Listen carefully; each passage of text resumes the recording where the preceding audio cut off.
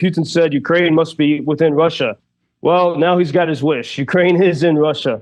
Ukrainian soldiers are in Russia. Before we continue, we invite you to follow our channel, the only American show reporting live from Ukraine every day.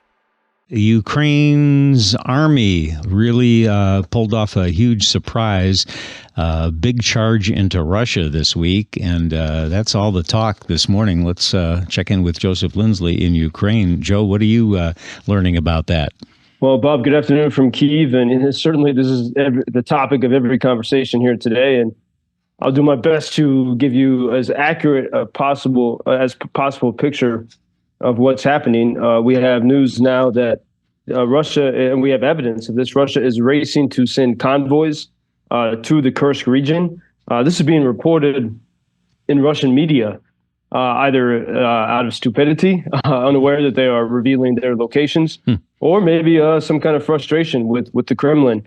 But we see plenty of videos on Russian social media showing Russian convoys on the way to the Kursk region. We also have reports that possibly thousands of Ukrainian soldiers are in this Kursk region of Russia.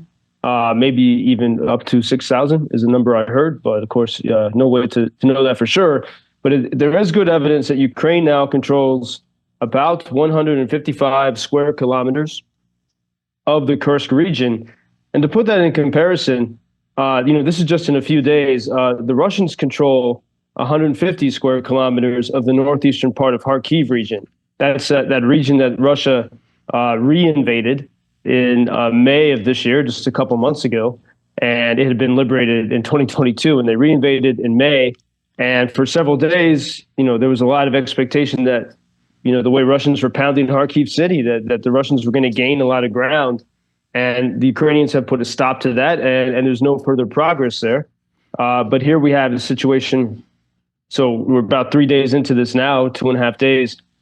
Ukrainians have gained more territory than the Russians gained in May.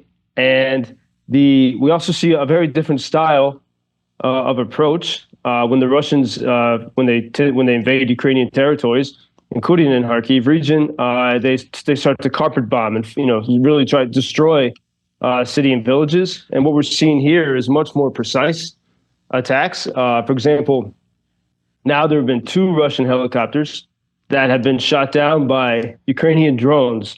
And these are the types of drones that even listeners to WGN Radio have purchased. No more than $1,000 each. A lot of them made here in Ukraine. And because they're made in Ukraine, Ukrainians can use them however they like. And so just imagine the contributions of people in America contributing to the downing now of a second multi-million-dollar Russian helicopter. We also are seeing evidence that Ukrainians are hitting Russian positions that are about 35 to 40 miles from the border. So still beyond where Ukrainians have ground control. Ukrainians maybe are just about maybe 15 miles across the border, but we see very precise Ukrainian hits on Russian military sort of convoys and other targets. Extremely precise. And you can't have that type of precision without extraordinary weapons. I think that's the most we can say about that. So, that's part of the reason why, when Russia has invaded places near the Ukrainian border and attack, it's often with very imprecise weapons, and that's why you see so much civilian destruction. But here we're seeing very precise attacks directly on military targets. So that leads to the speculation of as to what kind of equipment is being used, and so I'd say there's lots of good energy here. I mean, people. Ukraine must have been planning this for some time and kept it secret. And we see that Ukraine, at least what we can say now is that Ukrainians found a vulnerability.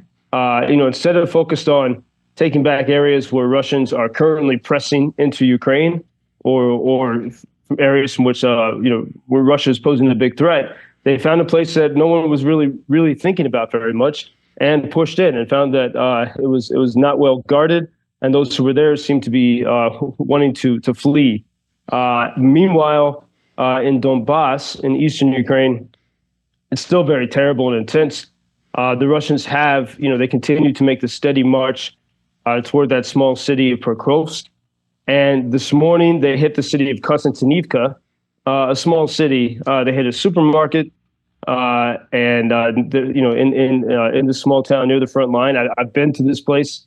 There are still people living there. The Russians hit a supermarket. At least 10 were killed, 35 wounded. And as a friend here in Ukraine said, when Russia doesn't know what to do, they just kill people.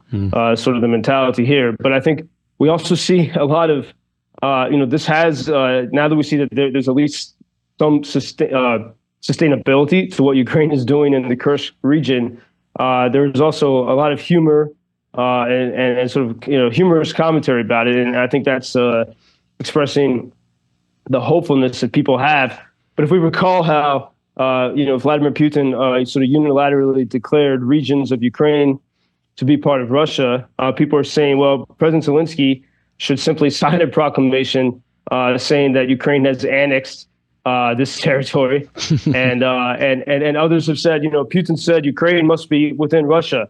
Well, now he's got his wish. Ukraine is in Russia.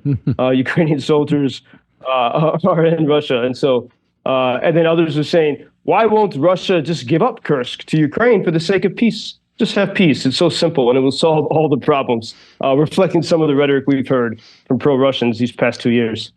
We so admire the people of Ukraine keeping their sense of humor despite everything that's going on there. Earlier this morning, Joe, I was talking to a caller, and he was praising your reports here every day. And I said to him, and I'll say to you, it's gotten to the point now, we've done this since the beginning of the war, and I'm driving in this morning thinking of the weekend here, and we've got the Chicago Air and Water Show, and I actually start to feel guilty thinking about you in Ukraine and what everybody's going through there. It's and as I mentioned, with the political news in the Middle East, we sometimes forget about everything that's happening on a daily basis there. Well, that's why I'm so grateful for this audience and these reports to be able to, in the great city of Chicago and beyond, to give people a window into what's happening here. And we see, with moments like what we see now happening in the Kursk region, for those who've stuck with this, there's an inspiring story here, and there's a lot of pluck here, and even when things seem impossible, maybe there's always hope. And as we look to, I should mention, as the Olympics wrap up, I think this is the Olympics for Ukraine right now. It's watching what's happening in Kursk, and also being never complacent, being ready any moment for missiles to hit us here in Kyiv. But, a member of Ukraine's parliament won a bronze medal in the Paris Olympics in Greco-Roman wrestling. He was born in Kyiv, son of a father from Rwanda and a Ukrainian mother. So even members of parliament here are able to excel in the Olympic Games. Maybe that's a reflection of some of the spirit that we see as Ukrainians continue to advance into Russia. Yeah, well, I hope we've got a story here of David and Goliath and David winning. Great reporting, Joseph. Appreciate it. Thank you so much. Thank you for introducing Ukraine on your social media pages. That's very important that much more people can get more information about the situation here and how everybody can help Ukraine to stay stronger and to save all the world. Что он сказал? Well, which side are you on? На чьей ты стороне? Come on now. Oh, which side are you on? На чьей ты стороне?